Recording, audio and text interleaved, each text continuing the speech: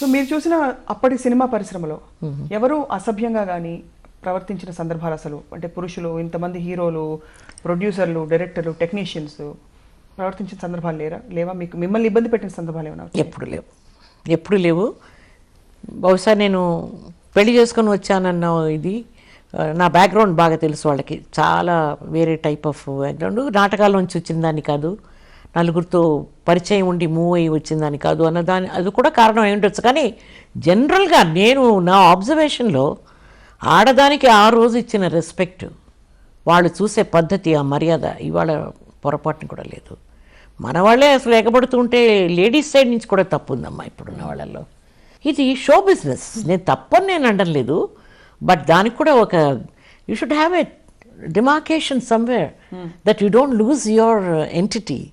నువ్వు ఒక ఆడదానిగా నీకున్న గౌరవం లేకుండా నువ్వు ఇష్టం వచ్చినట్టు స్టేట్మెంట్స్ ఇచ్చి ప్రీ మ్యారిటల్ రిలేషన్షిప్ తప్పు కాదు, why do you bring all this into discussion? నీకెందుకు అవసరం వచ్చింది? మనం కాన్సన్ట్రేట్ చేయాల్సింది ఒకటే, మాతృత్వం చచ్చిపోయింది ఇవాళ. వాళ్ళు పెళ్ళిళ్ళు చేసుకోకుండా ఉండబట్టు అఫ్కోర్స్ నాకు కూడా పెద్ద I don't very much believe in the institution of marriage. అప్పుడు 15 ఏళ్ళకి పెళ్లి చేశారు కాబట్టి సరిపోయింది కదా. బికాస్ ఆఫ్ యువర్ మ్యారేజ్ అంటే no, not at all I'm not at all bitter. నాకేమీ కోపం లేదు, అది జరగాల్సి ఉండేది జరిగింది. వారి వల్ల నాకు ఆ 3 పిల్లలు ఈ ప్రపంచంలోకి రావాల్సి ఉంది, వచ్చారు. యాజ్ అ మదర్ నా డ్యూటీ ఏమిటో నేను చేశాను.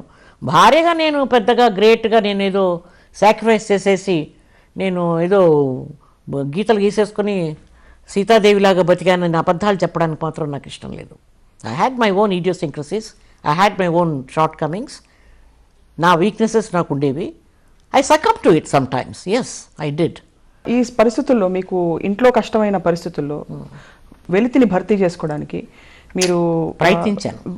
విడిపోయే స్టేజ్ వచ్చేసాక మీ పెళ్లిలో విడిపోయే స్టేజ్ వచ్చినా కూడా పిల్లల కోసం like any other Indian women, Hindu women లాగా నేను అన్నీ భరించుకొని కష్టాలైనా సుఖమైన ఒక పక్క అన్యాయం జరిగిపోతున్నా, నాకు తెలిసి చాలా తప్పులు జరుగుతున్నాయి ఇంట్లో.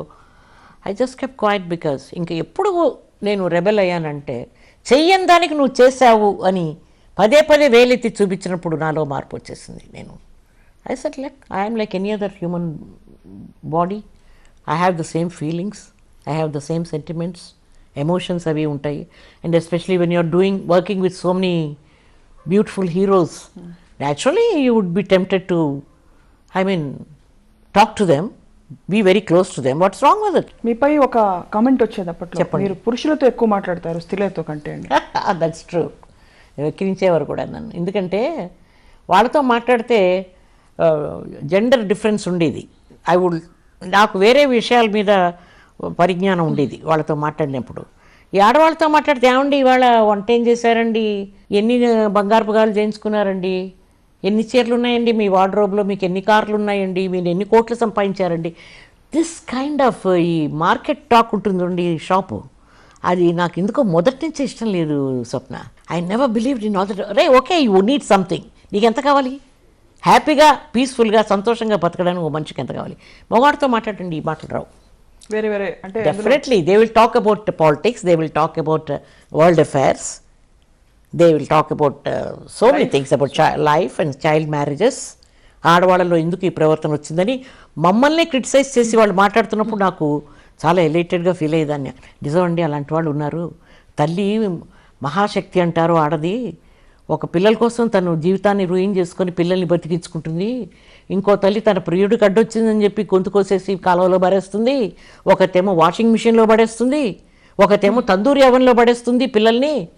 అది తల్లి ఎలా అవుతుంది, అసలు మాతృత్వం చచ్చిపోయింది అని నేను మొగాడితో మాట్లాడగలను ఈ విషయాలు.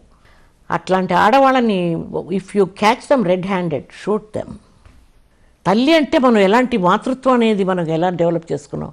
నా జీవితం అంతా నా పిల్లల కోసం, నాకు ఇన్ని కష్టాలు వచ్చినా కూడా ఇంకో పెళ్లి చేసుకోవాలి అని థాట్ రాకపోలేదు.